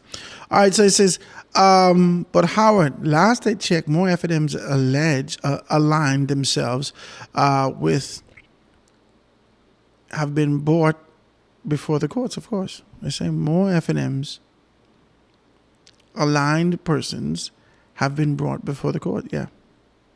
But I don't know. I mean, hey, listen, whether you use the FNM or the PLP, it don't make a difference. If you use a thief, if you use this or use that, you got to go before the courts. That's it. I don't have no kind of no. I got in an accident when I was in Grand Bahama one time.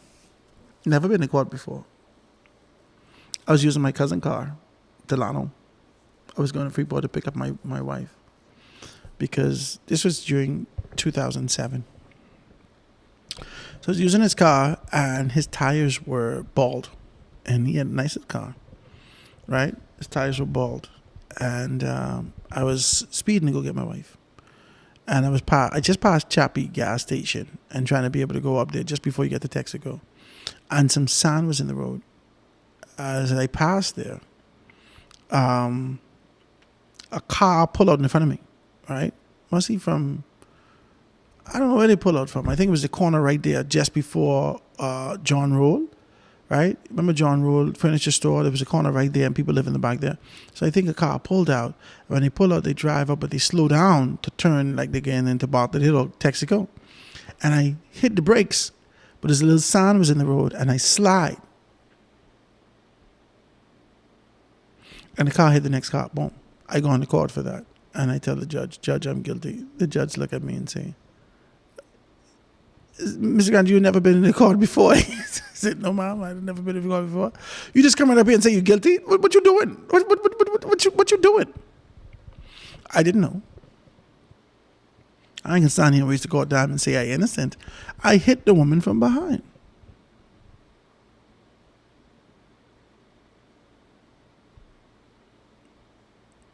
The point is that when you know that you're in the wrong, you have to be able to stand before the courts.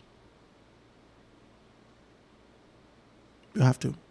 And no matter whether you use the FNM or PLP, the law is for all of us. It's for all of us to be able to understand where we stand and what we're doing in these particular states. 827-0111 if you want to be able to send a text. 827-0111. Let's take this time out to talk about a couple of things. Let me see if I see any more texts. Let's take a time out to be able to talk just about a little, one or two things and just talk about that. And let's identify that. Now, I'm looking to start something new on Monday. What we're doing is syndication, okay? This is a makeshift syndication, okay? What it is that it's going to be more than one show. Well, it's going to be the same show, but it's going to be in more than one space at a time.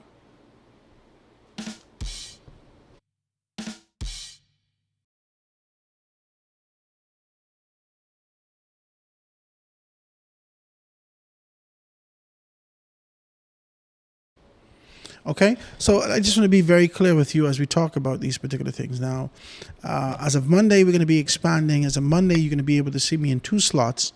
So I should be, and we're just working these particular things out, I should be on the radio on ZNS on Monday and on the TV on ZNS. Now, I don't know if they can have a rally. Whenever they have a rally, you don't see the rundown. So I don't know if they can have a rally. I don't know if they can do those particular things. But you should be able to see me on Monday in that particular area, right? Now, let's talk about this syndication. Now, what syndication is really about distribution and scale. It's being able to take one piece of my content that I've been able to produce and develop, and once I've been able to make that, I make it across more than one platform. Okay, so in this island, in this nation, there aren't. So you have to go to a talk show.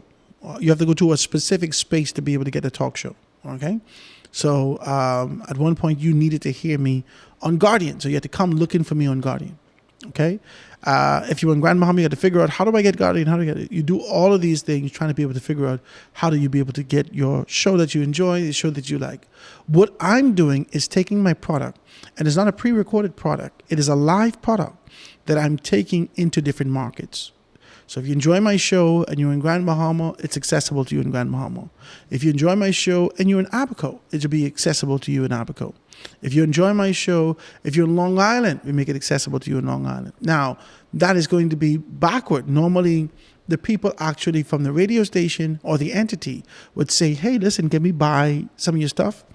Steve Harvey is syndicated all across America, but people buy his morning show. My syndication will work backwards. I buy the space and give you the show, and then we're working out something that we can be able to get a way to be able to get reciprocity and make some things in there. But these things are important. I just wanted to let you know that because a lot of Bahamian people are seeing things through the lens of tradition. And because you didn't see it before, I said, I got into Dove 103.7. This is what I said last week Saturday, week before last Saturday. I said, I get into Dove 103.7 in Sunday, on Monday. C.A. Nuri and other persons called me, put it up on there.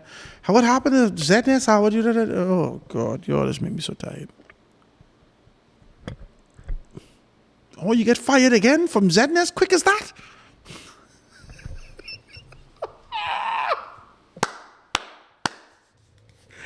Because you don't understand what I'm doing. And it's okay. It's okay. If you know anything about me, you know I ain't come, and I think this is why I work on the FNM. I really ain't come to sit in no line. I don't do things like that. Like, I don't have the time to be sitting here in this line with you having a conversation about this. I don't be into that. I'm going to get up and get some things done. I'm going to get up and get some things done. Okay? And then I'm looking for ownership. I've had enough tribulation going through people, asking them for things and doing this and doing that. I'm not doing that anymore. So my syndication is placed me in a position of being able to identify how I can be able to have the autonomy of the space that I'm in and still provide an authentic conversation and experience of what we do here at the foundation. So if you want to be a part of that, if you want to be a part of the syndication, if you want your marketing, your advertisements, your stuff to be able to travel with me in different spaces, if you have a business that goes throughout the country, if you have a business in Grand Bahama that persons can be able to ship to various family islands, we can reach those family islands now. And you could be able to advertise in those particular spaces right where you are. You ain't got to go nowhere. You can make those things happen. If you want to do that, I want you to give me a call. I can give you my sales guy's number. All right, so I have a little sales department that we're working with right here at the foundation. We got our own stuff.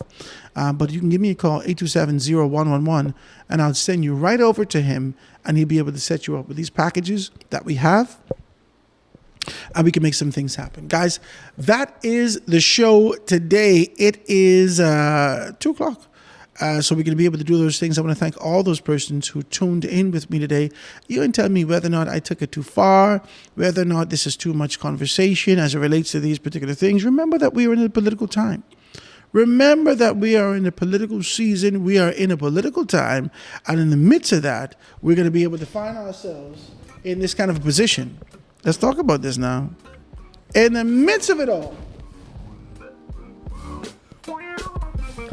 you can be able to find yourself in this kind of position where we're going to talk politics. It may be a little bit much for you to consume. It's okay. Soon and very soon, it's going to end. It's going to be finished. It's going to be finished. Before you know it, we got 20 days. All right? So, engage. Be a part of it. Tell me what you think about these things from a Christian perspective. Tell me what you think about these things from a faith perspective.